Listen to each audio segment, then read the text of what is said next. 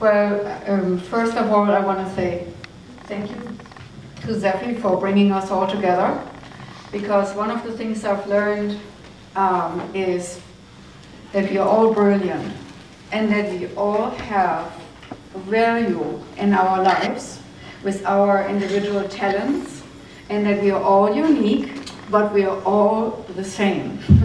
And I want to explain a little bit what I mean by that. Short introduction, I'm Claudia Granger. I own the School of Oneness Navigation. I am a psychic medium and hopefully illuminating mentor. And what I'm talking with illuminating mentor is shining the light, like Martha was talking about, onto each and everybody's light here. And I want to go a little bit into what we already had seen here before. I perceive life as the theater play of life, and we have many theater plays of life, and we are born with positive and negative traits. But what is always in oneness, what is always eternal, that's actually our third eye center. That's our light. That's a soul spark animating this body. And what we often do, and we are limiting ourselves with that, is we are thinking we are not good enough. Or, oh, like one lady said earlier, I'm only doing this, but I would like to do this now. Well, the first important part, that's why for me it's always important to talk about soul awakening, soul awareness, that we are like in a, I call this the elevator effect, that we are on the 14th floor, high up there, radiating out to our ideas and our brilliance, but then we have all these other levels, and we also have learning on the ground floor. Now, we seem to always say that we are not good enough here because we have these positive and negative traits, so the pendulum swing is so big between all this. But once we start to accept ourselves, we are learning to climb up the ladder and not judge anymore. The judgment will get less and less and less. And one things I would like you to consider today is to not judge yourself anymore, but actually considering yourself as being this brilliant light which is connected in all of us and where we are in oneness. And we are going to connect with this oneness in one of my practical meditations. Now, most of the trees have a little bit of a wider root system.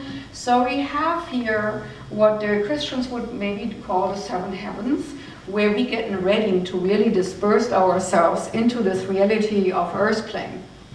And then we have the root system, right? Like in every tree has a good root system. So we have all these different roots, and they end up in a soul spark animating the body, like the first picture I was talking about.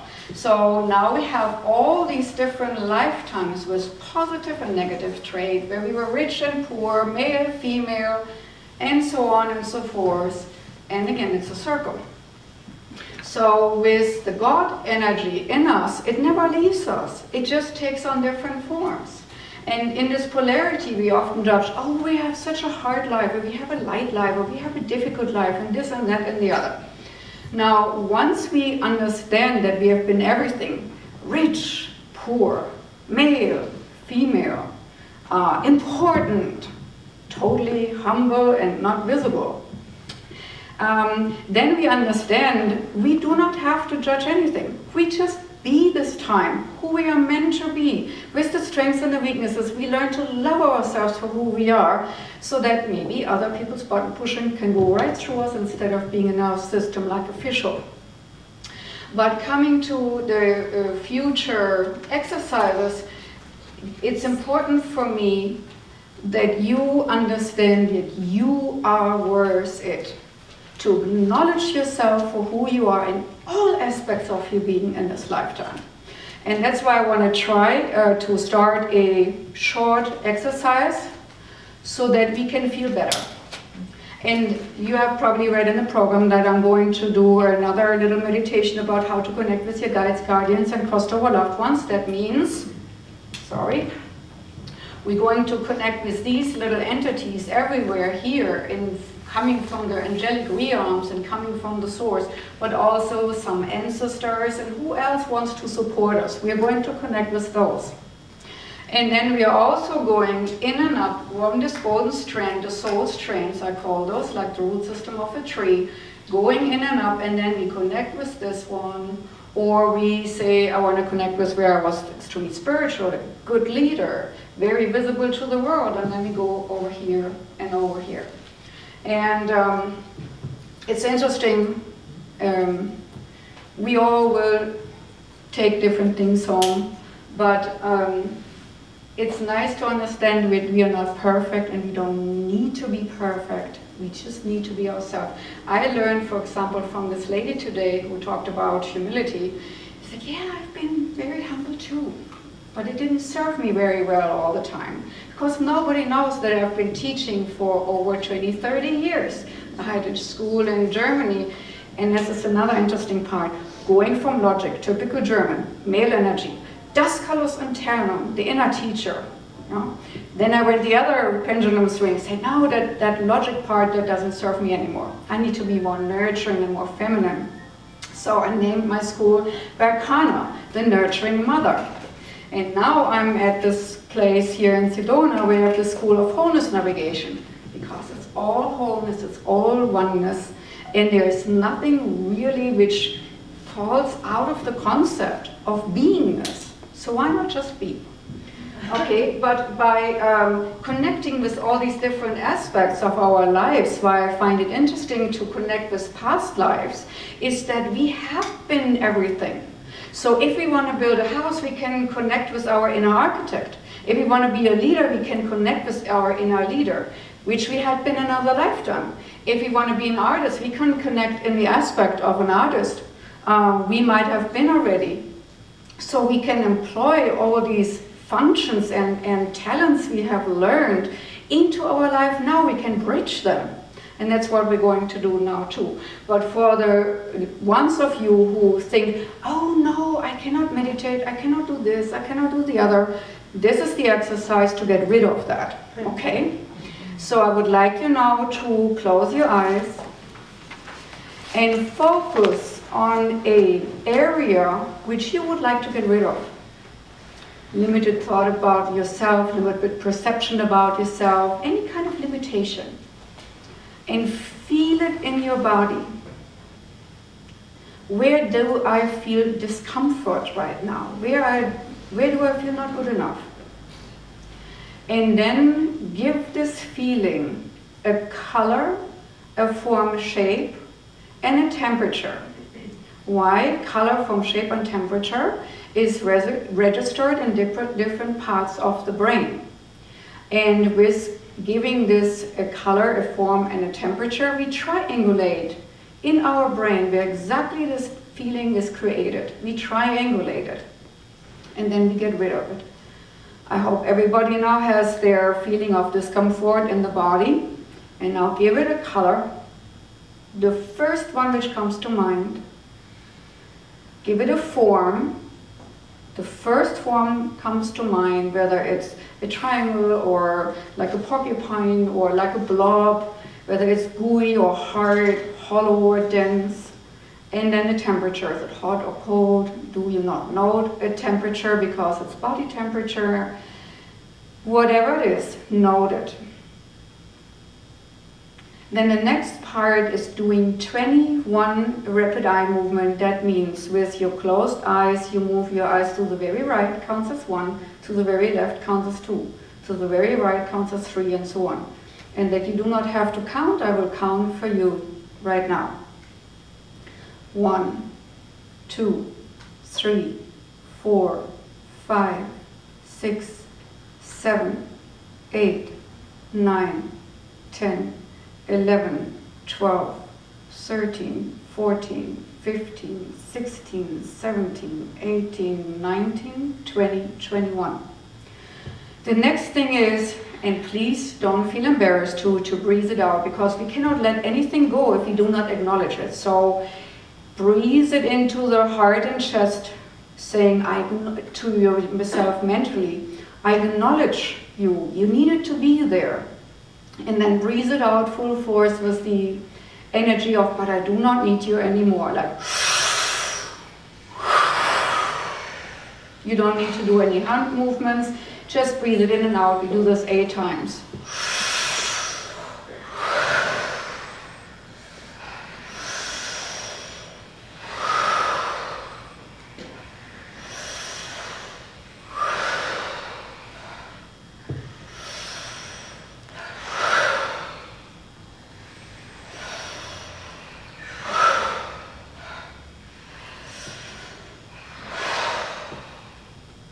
I even have lost count myself, so I apologize. But you can see, you can easily get used to it, to just let it all out.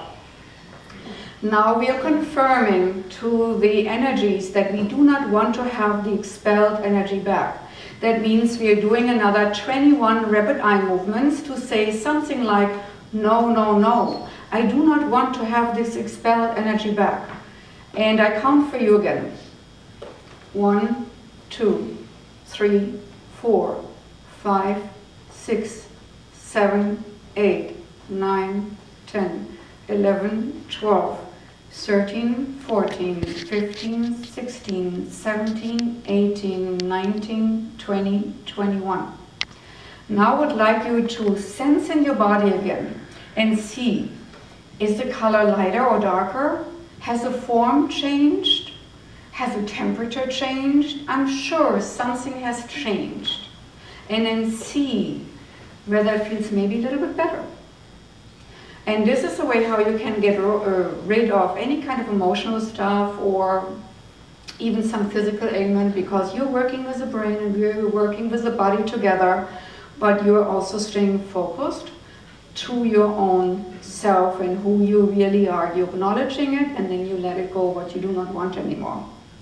So are you guys ready to go to the next phase for connecting with your guides? Mm-hmm. There are several ways to do that. And one is to go into the inner house. That means we are like the house. We represent this inner house. Whatever shows up is correct. And the attic is the third eye center and the seat of the soul. The crown chakra is the roof partially, and that's why we're going to experience that crystal clean and clear. But the inner house is not the only way how we can connect with ourselves. We can also go into the soul garden. And that's the most beautiful place you can imagine. The shamans call this the place of power. And that will be an option for the future where you can meet your guides, guardians, and crossed over loved ones.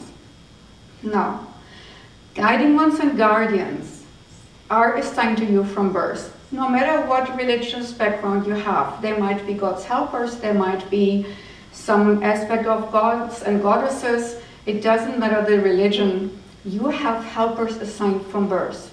Not all of them work with you at the same time. So some you will meet today and others you will meet another time in your life when you really need them.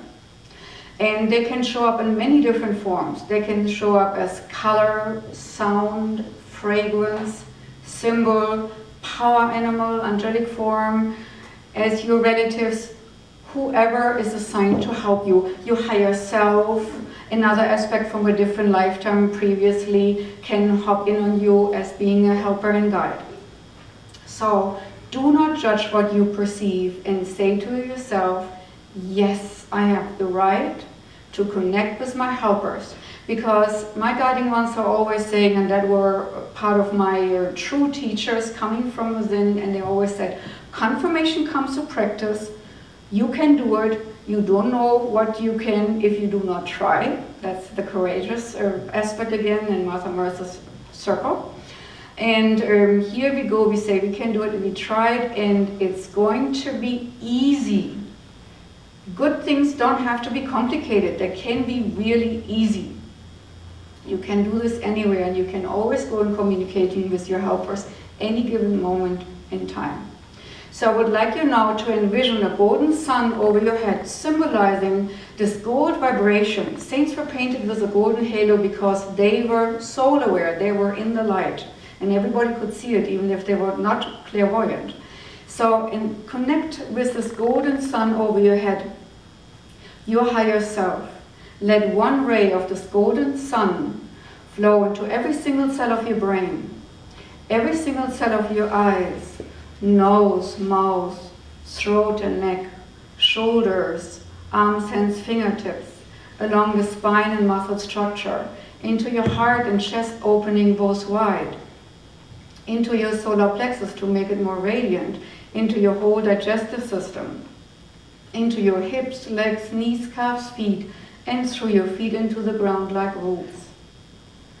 And then fill yourself with this golden light, and once you're filled, you let it overflow from your heart into your aura, your electromagnetic field, so that you are in a golden light bubble, like a golden ring of fire, and that you always feel safe and secure at all times while we're doing this. And then I would like you now to envision a house. This house, as I said, is an aspect of you. Watch it first from the outside. Does it have many stories? What kind of color does it have? What kind of material is it made out of? What kind of roof does it have? Does it have a garden around? Fountains, flowers, trees? Then go to the front entrance. Open the door, go through and close the door behind you. And feel yourself, within your inner house. You can explore all the rooms, and every single room has a meaning. But right now we go into the attic. And there we look around. Is your attic crystal clean and clear? Does it have boxes, spider webs? You might take the time at one time to really clear it out and make it a nice meditative space. And also envision a round window on some of the walls, where you have like binocular glasses you can adjust symbolically that you can see in between the worlds. Great way to open your third eye as well. And then you envision the roof crystal clean and clear to have a good connection with your guiding ones, guardians, and higher self. I would like you now to put out chairs or cushions for your guides, guardians, and crossed over loved ones as an invitation. Ask yourself, how many of these chairs or cushions would I like to put out? The first number which comes up is the correct one. Do not second guess. Next step. Step in front of one of the chairs, preferably the one furthest to your left, so that you can connect with that guiding one or guardian first. And if you do not perceive anything on there, sit down yourself. Then it's about feeling, not seeing. And allow your subconscious and higher self to work together here to bring always up what is right, and do not second guess it, except of what comes as a first thought, because confirmation comes to practice, and when you later write it down, you will get the confirmation in a later time that these guides are real. The first thing of question is it male, is it female, or is it a neutral spirit, like androgen spirit, like angelic beings are? Second question, how long has this being been with you? And how long is this being going to stay with you?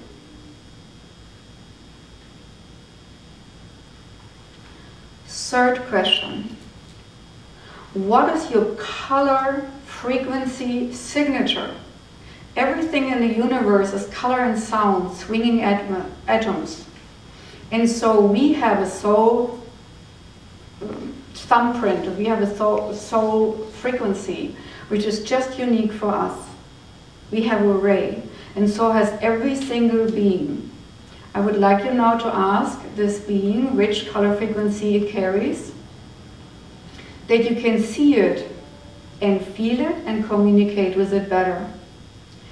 I would like you then to let this color frequency flow from your guiding one to you, this color frequency, and then back, so that you have a very good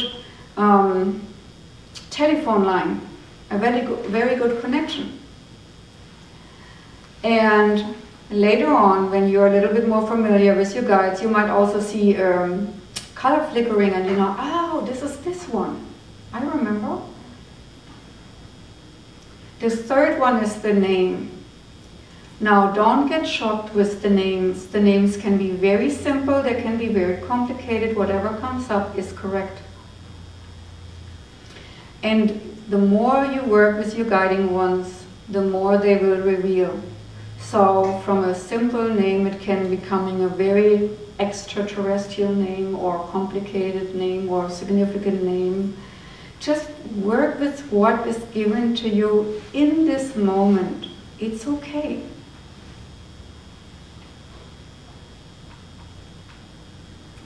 The next question is the significance of this guide.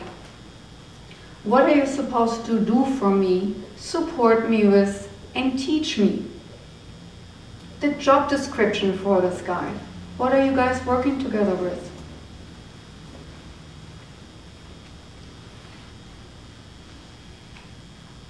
And then is the question of a gift. Not every guiding one or guardian comes with a gift, but as they are given, we might ask about it. So ask, do you have a gift for me today? Yes or no? And if it's a gift, is it a gift given inside for my own private use, or do I find it in the outer world, like a ring for confirmation or something for confirmation? Which brings us to the next point. How do we know it's you? When we just walk down the street and we are not in a half meditative state. How do we know it's you? I call this the kenning, the acknowledgement, the symbol connection. Do we feel a tickle behind our ear or a fragrance? Is a butterfly?